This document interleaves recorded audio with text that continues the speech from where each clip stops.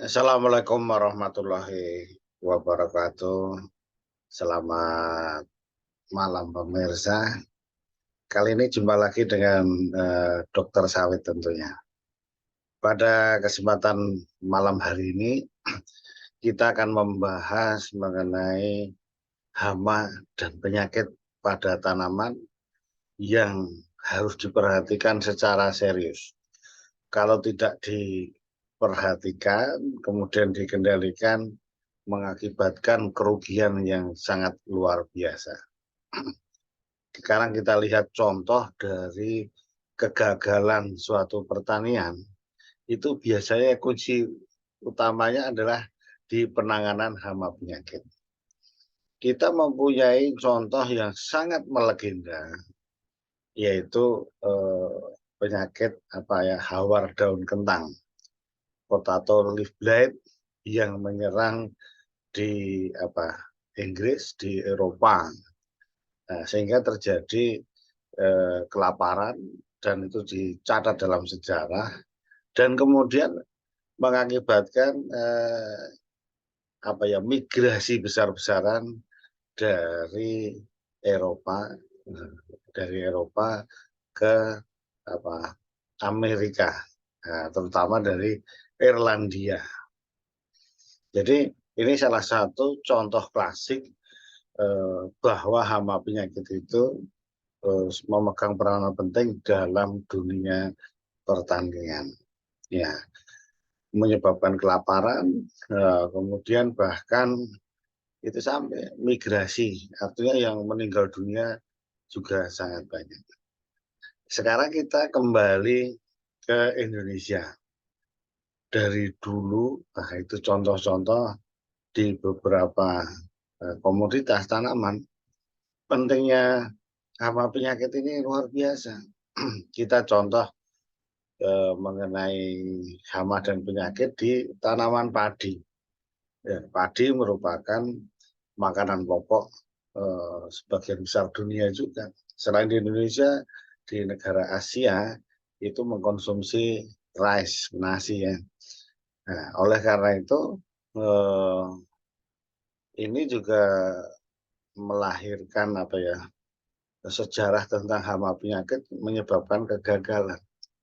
Oleh karena itu didirikan IRI yang ada di Los Baños di Filipina. Jadi sejarah mencatat serangan hama wereng yang menyebabkan puso pada waktu itu sering, sehingga kita berpacu dengan menghasilkan varietas tahannya dengan ini munculnya biotipe wereng yang ada. Nah, belum lagi ada nepotetik ya, penggerek batang. Nah, jadi hamanya sangat banyak di padi. Kemudian belum lagi cerita mengenai penyakitnya, penyakit kresek, penyakit Bergillera oryzae, penyakit yang lain. Tetapi tadi kalau balik cerita hama, ada yang sangat berbahaya, yaitu apa? Dari dulu sampai sekarang, hama tikus. Sampai sekarang pun banyak petani yang dapat dikatakan menyerahlah dengan tikus ini. Karena selalu dalam semalam dibabat habis. Meskipun ya ini harus kita dorong terus. Gropioan sudah dilakukan, penggunaan kimia sudah dilakukan, tetapi masih menyerang terus. Karena tikus ini juga mempunyai kepridian yang tinggi dan kecerdasan juga untuk mempertahankan diri. Ya, meskipun beberapa video kita sarankan terus pengendalian hayati dengan menggunakan burung hantu. Ya. Jadi tikus sering menyebabkan puso di tanaman padi. Kemudian sangat berat menyerang di kelapa sawit dan di tanaman-tanaman lainnya tentunya. Ini contohnya kendala itu ada di tikus, kan gitu. Berikutnya contoh lagi di beberapa tanaman.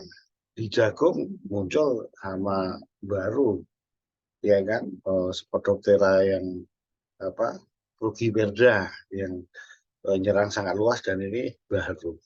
Kemudian bisa kita sebutkan contoh-contoh yang hama dan penyakit melegenda menyebabkan produktivitas turun, bahkan sulit lagi untuk budidaya.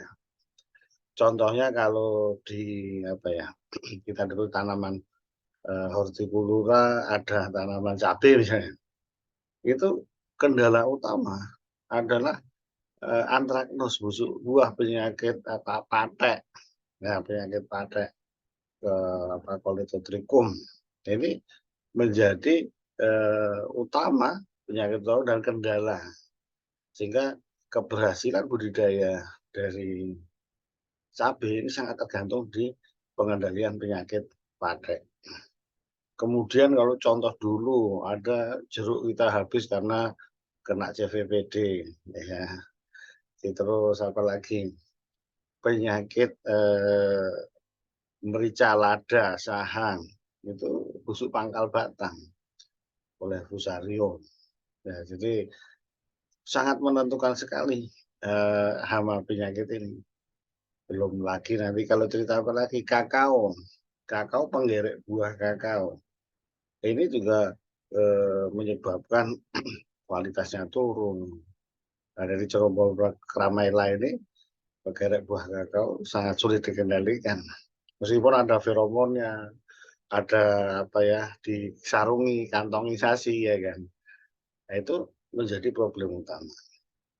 Kemudian itu di tanaman masing-masing ada, kopi ada penyakit Hemilia vastatrik, kemudian karat daun ya, kemudian penyakit nematoda, nematod. Nah, ini juga kendala yang sangat sulit dikendalikan. Ya. Oleh karena itu perlu perhatian khusus.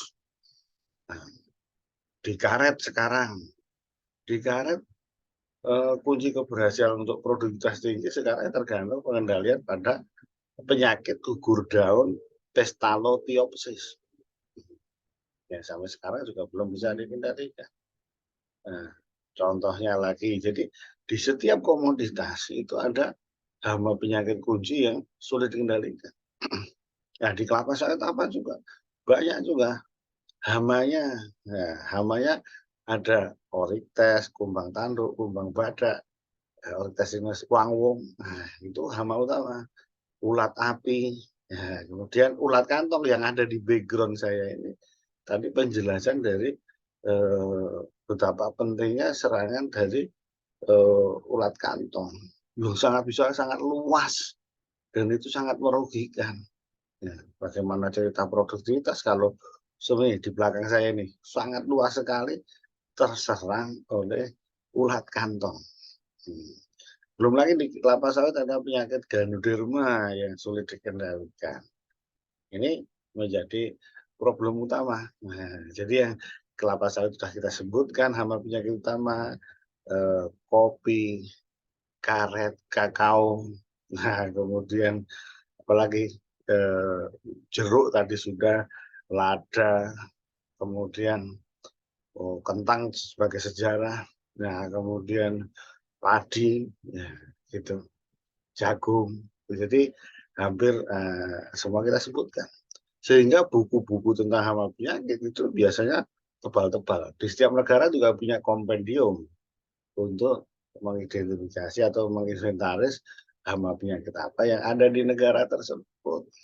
Nah, ini pentingnya hama penyakit. Jadi mari masing-masing kita petani kita bekali dengan mengerti belajar dari hama penyakit yang ada dari usaha budidayanya.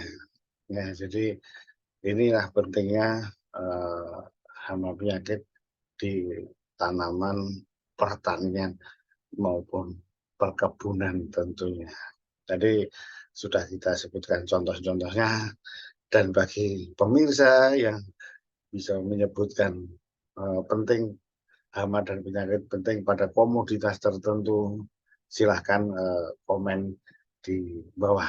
Contohnya pisang ada penyakit darah, penyakit layu fusarium, penyakit layu bakteri, contoh di pisang, penyakit virus bancitop misalnya.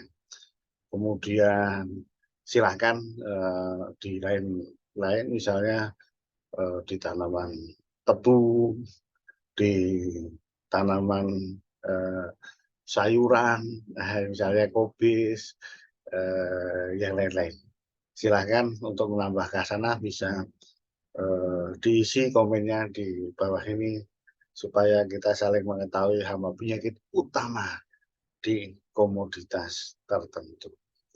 Demikian pemirsa, mudah-mudahan cerita ini memberikan manfaat bagi kita semua. Assalamualaikum warahmatullahi wabarakatuh.